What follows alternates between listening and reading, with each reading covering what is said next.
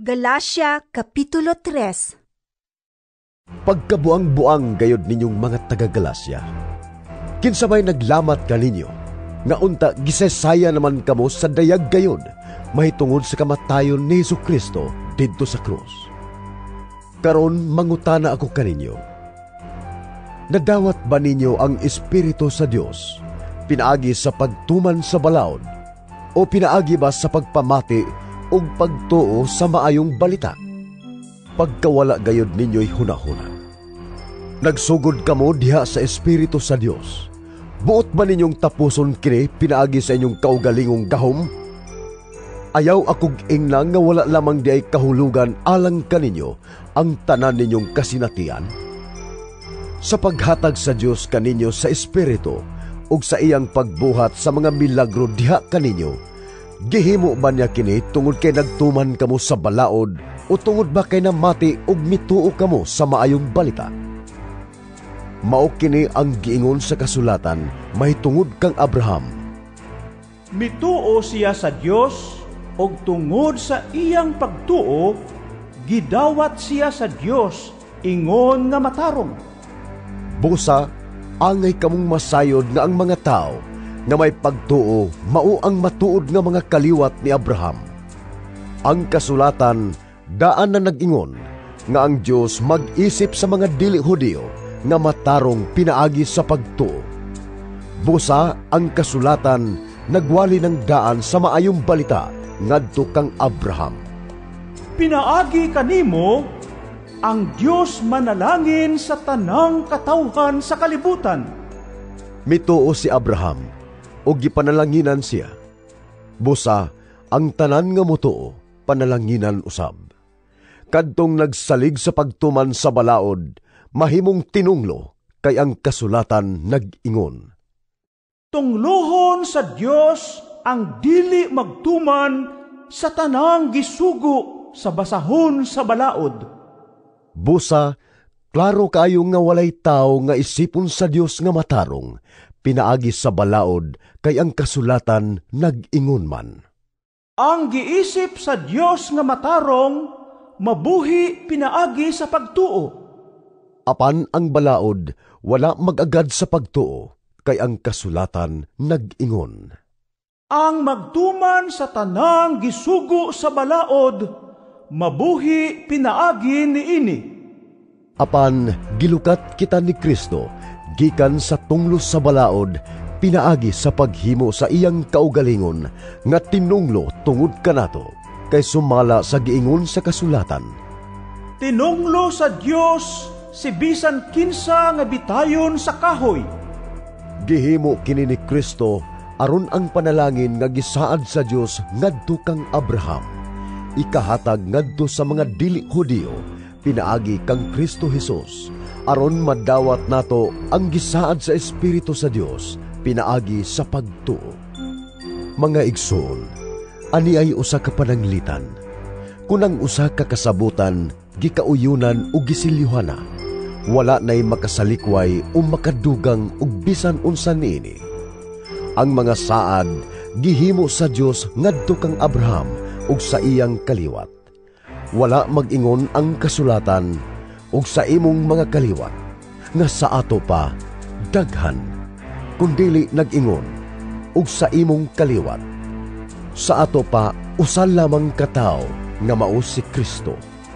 Kini ang buot kong ipasabot. Ang Dios naghimog kasabutan ug nagsaad nga tumanon niya kini.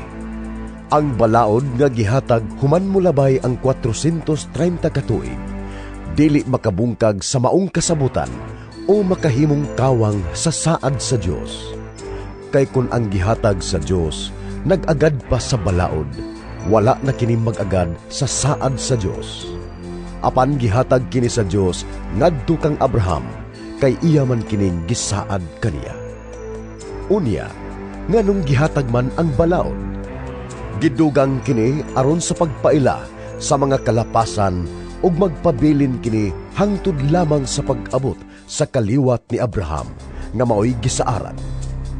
Ang balaod gihatag pinaagi sa mga anghel, inabagan sa usa ka tawo nga maoy tigpataliwala. Ang tigpataliwala gikinahanglan lamang kung may duha ka tao, apan ang Dios usara. Nagpasabot ba kini nga ang balaod nahisupak sa mga saad sa Dios? Wala.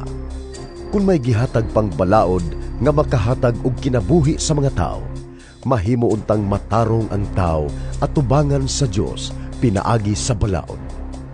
Apan sumala sa kasulatan ang tibuok kalibutan na ilalom sa gahom sa sala, aron ang mutuo makadawat sa gasa nga gisaad pinasikad sa pagtuo kang Hesukristo. Sa wala pa moabot ang pagtuo, nabilanggo kita diha sa balaod, hangtod nga igapadayag kining maong pagtuo. Busa, ang balaod mao'y nagdumala kanato, hangtod sa pag-abot ni Kristo, aron isipon kitang matarong sa Dios pinaagi sa pagtuo. Apan karon nga ania na ang pagtuo, ang balaod dili na mao'y magdumala kanato. Pinaagi sa pagtuo, kamong tanan nahimong mga anak sa Dios sa pagpakigiusa ninyo kang Kristo Jesus. Gibunyagan kamo aron mahiusa kang Kristo. Busa nakaambit kamo sa kinaiya ni Kristo. Busa wala na'y kalainan sa mga Hudiyo ug sa mga dili Hudiyo, sa mga ulipon ug sa mga gawasnon, sa mga lalaki ug sa mga babay, kay nahiusa naman kamong tanan kang Kristo Jesus. Kung kamo iyana ni Kristo, mga kaliwat kamo ni Abraham, ug madawat ninyo ang gisaan sa Dios. Galacia Kapitulo 3. Pagkabuang-buang gayod ninyong mga taga-Galacia, kinsabay naglamat ka ninyo, nga unta gisesaya naman kamo sa dayag gayod, mahitungod sa kamatayon ni Hesukristo didto sa krus. Karon mangutana ako kaninyo, nadawat ba ninyo ang Espiritu sa Dios pinaagi sa pagtuman sa balaod, o pinaagi ba sa pagpamati o pagtuo sa maayong balita? Pagkawala gayod ninyo'y hunahuna. Nagsugod kamo diha sa Espiritu sa Dios. Buot ba ninyong tapuson kini pinaagi sa inyong kaugalingong gahom?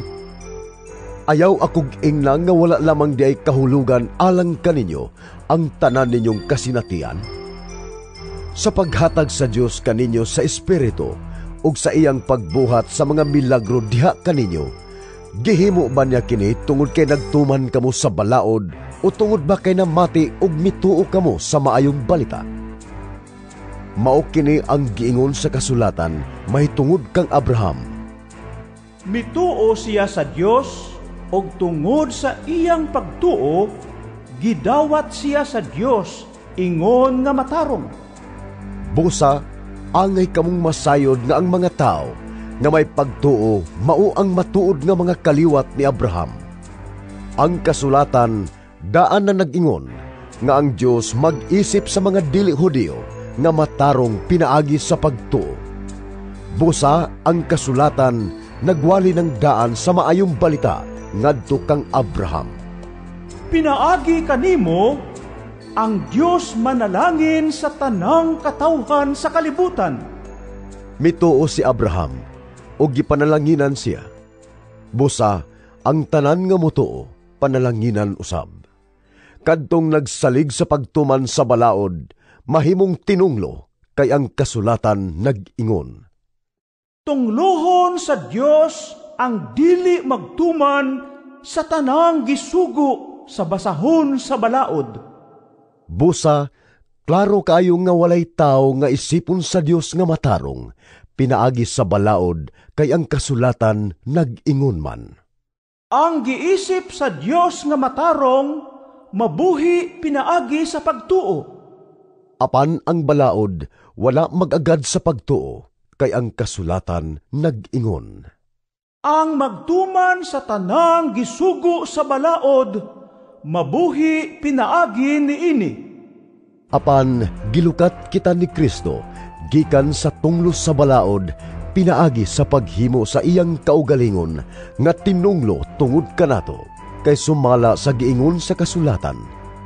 Tinunglo sa Dios si bisan kinsa nga bitayon sa kahoy. Gihimo kini ni Kristo aron ang panalangin nga gisaad sa Dios ngadto kang Abraham. Ikahatag ngadto sa mga dili Hudiyo pinaagi kang Kristo Hesus aron madawat nato ang gisaad sa Espiritu sa Dios pinaagi sa pagtuo.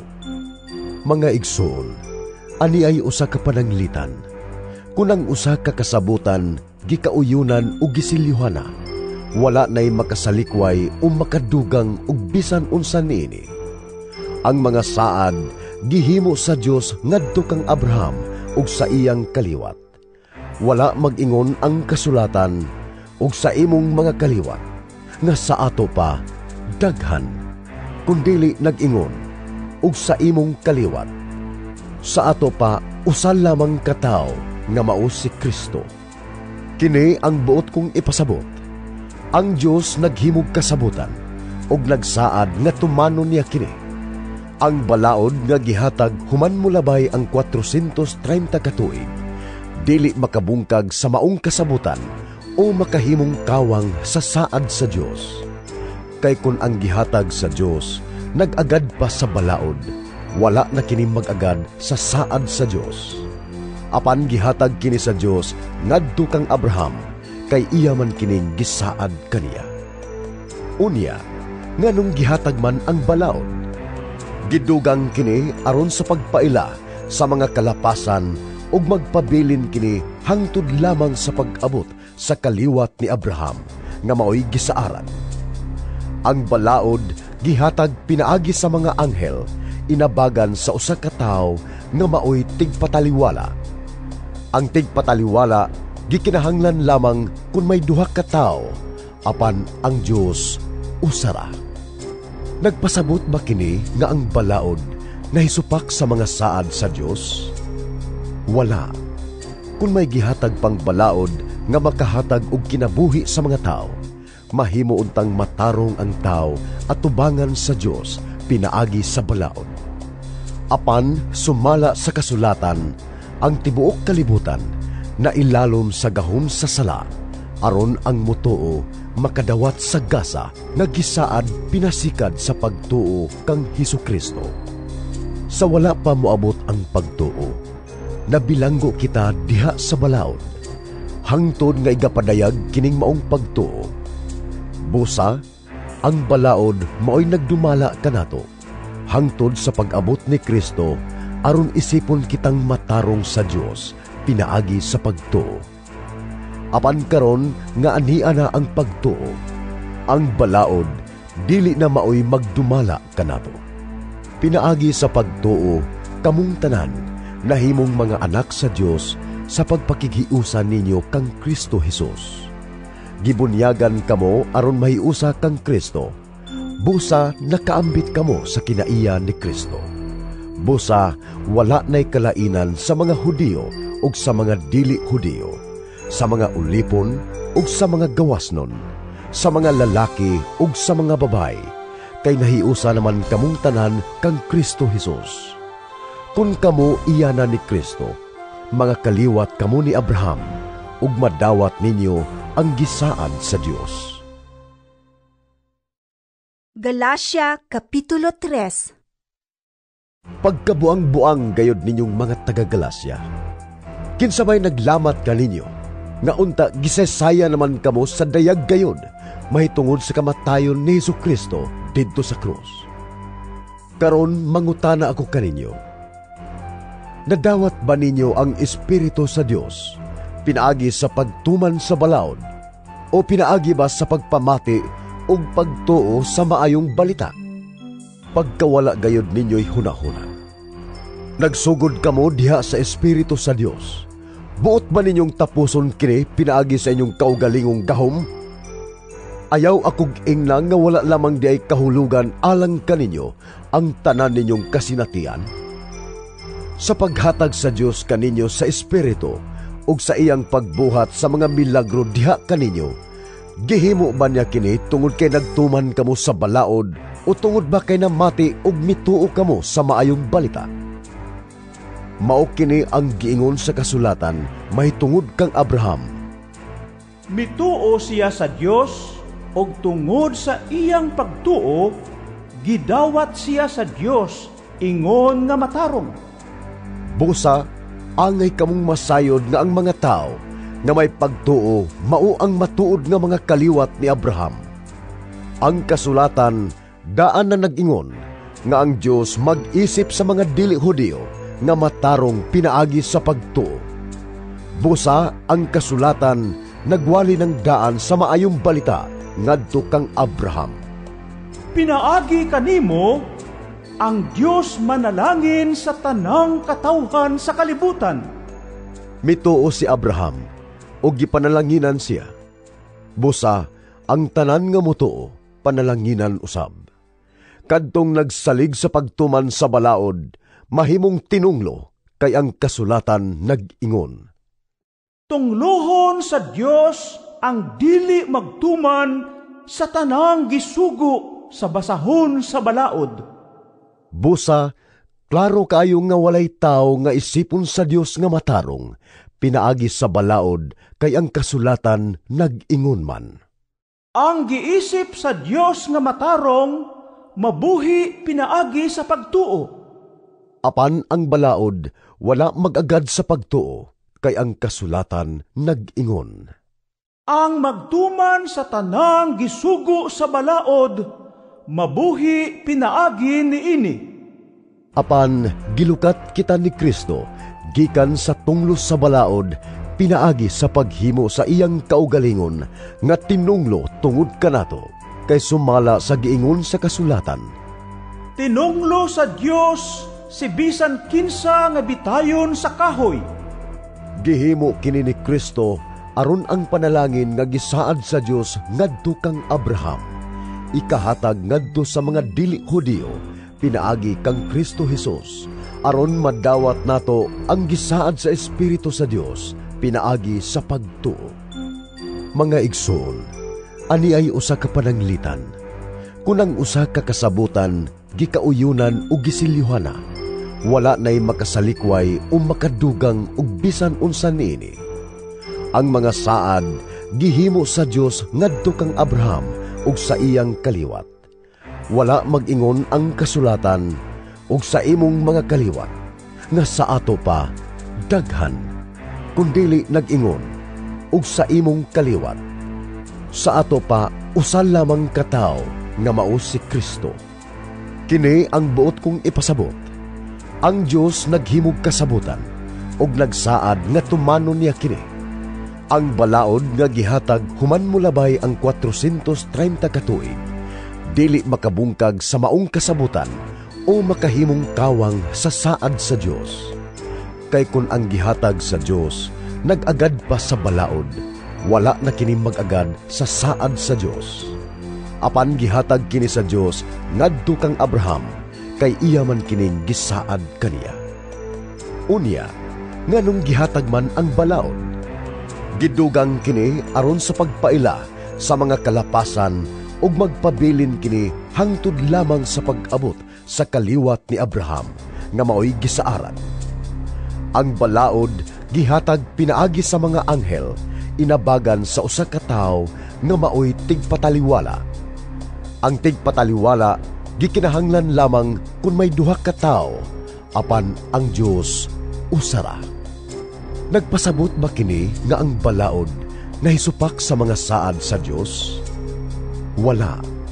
Kung may gihatag pang balaod nga makahatag og kinabuhi sa mga tao, mahimo untang matarong ang tao at tubangan sa Dios pinaagi sa balaod. Apan sumala sa kasulatan, ang tibuok kalibutan na ilalom sa gahom sa sala, aron ang mutuo makadawat sa gasa nga gisaad pinasikad sa pagtuo kang Hesukristo. Sa wala pa moabot ang pagtuo, nabilanggo kita diha sa balaod, hangtod nga igapadayag kining maong pagtuo. Busa, ang balaod maoy nagdumala kanato, hangtod sa pag-abot ni Kristo, aron isipon kitang matarong sa Dios pinaagi sa pagtuo. Apan karon nga ania na ang pagtuo, ang balaod dili na maoy magdumala kanato. Pinaagi sa pagtuo, kamong tanan nahimong mga anak sa Dios sa pagpakigiusa ninyo kang Kristo Jesus.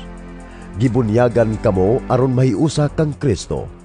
Busa nakaambit kamo sa kinaiya ni Kristo. Busa wala na'y kalainan sa mga Hudiyo ug sa mga dili Hudiyo, sa mga ulipon ug sa mga gawasnon, sa mga lalaki ug sa mga babay, kay nahiusa naman kamong tanan kang Kristo Jesus. Kung kamo iyana ni Kristo, mga kaliwat kamo ni Abraham, ug madawat ninyo ang gisaan sa Dios.